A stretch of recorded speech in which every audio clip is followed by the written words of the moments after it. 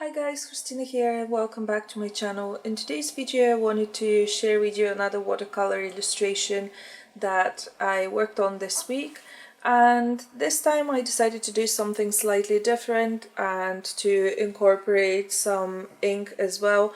I wanted to do a watercolor illustration because, as I said in previous videos, that's what I'm really interested in just now, and I'm really in the mood to use watercolors, and I've been for months now, I feel like. But for this piece I wanted to go with a bit of a different look, and that's why I incorporated the ink. Basically I wanted to have a lot of elements that are really flat, kind of black and white and very graphic in nature, and then I wanted to use like watercolor splatters and white washes just to break the rigidity and the flatness of the image. I really quite like that juxtaposition, and it's something that I love doing in my work.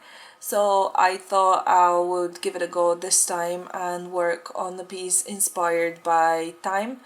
The piece doesn't have any specific meaning, I just thought it was a nice image. I quite like the line work.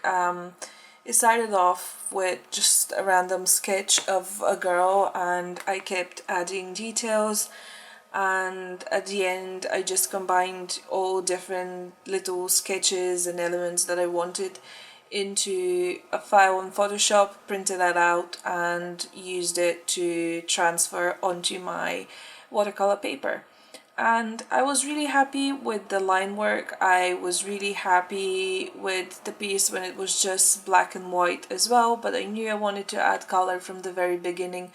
For a brief moment there I was toying with the idea of keeping it grayscale and just coloring the whole thing with watered down ink, just different washes, but I thought it will be a bit more fun if I use color. Plus I knew that the technique that I wanted to use for the background with the watercolors is something that I've seen a lot of people do and I really like it, but it hasn't really worked for me so far. And I think a big reason why is the quality of my watercolors. I've said this before again, but they're just not great quality, they're not very vibrant, and they're very kind of difficult to mix and blend and create that particular effect that you're going to see me attempting in just a minute.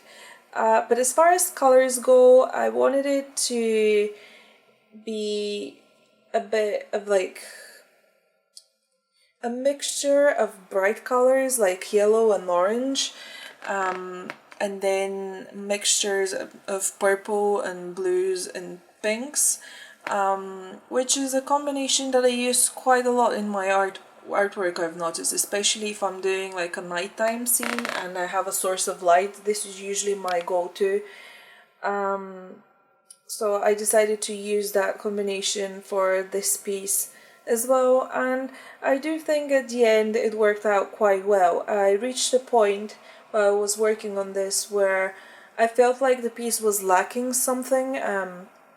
Just there wasn't enough contrast, something was just off balance, I don't know, and I stepped away from the piece for a few hours, then came back and just added more of the yellow and of the orange, and I think that really brought the whole thing together and elevated the overall look of the piece. So I'm really happy with that. This is one of the pieces that I'm kind of proud of. I think it's a bit different from what I usually do, but it's still my style, and it's definitely a style of art that I want to experiment a bit more with. I think it's interesting to do pieces that don't have a full-on background and you leave some white from the paper to show through, and I think these pieces usually make for great prints. So this is definitely something that I want to experiment with a bit more, and I think the splatter of watercolor really gave it enough in the background to make it interesting, but yet still you get enough of the white as well. So overall pretty pleased with this one. And I think that's pretty much all that I have to say for the artwork itself. I want to quickly apologize because I lost a tiny bit of footage. I have a new camera setup just now, and I made a mistake, and I've pressed the button on the camera thinking that I was recording, where in fact that's when I turned off the camera. So I ended up recording bits that I didn't need and not recording the things that I actually needed. So that was a bit silly of me, but basically the only thing you've missed was me splattering some yellow and orange onto the background. So I ended up going over that anyway, so there is footage of me doing like a second pass of the same thing, so you're not really missing anything interesting.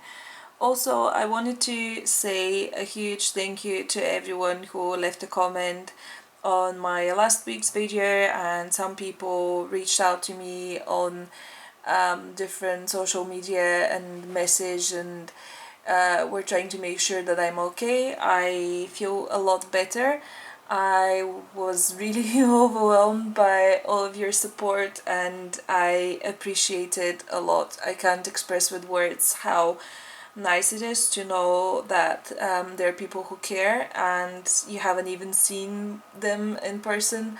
So it was really mind-blowing to me, but I really want to assure you that I'm feeling better.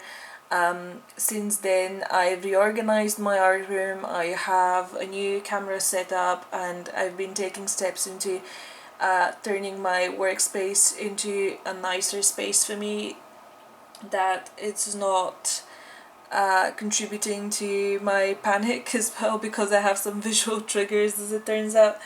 But I wanted to say thank you again. Thank you for last week. Thank you for watching this week's video. Like it if you enjoyed the artwork, and subscribe to my channel if you haven't already. And I'll see you next week, guys. Bye bye.